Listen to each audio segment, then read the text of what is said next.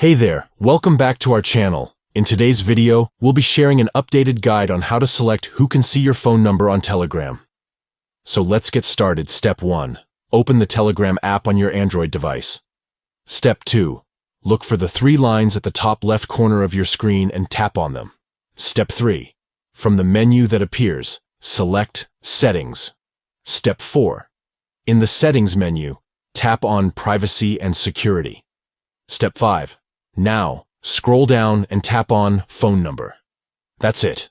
You've successfully accessed the settings to select who can see your phone number on Telegram. Here, you can choose from options like Everyone, My Contacts, or Nobody to control the visibility of your phone number. It's important to have control over who can see your phone number for privacy and security reasons. With Telegram's updated settings, you can ensure that your phone number is only visible to the people you trust. If you found this guide helpful, don't forget to give this video a thumbs up and subscribe to our channel for more useful tutorials. Thanks for watching, and we'll see you in the next video.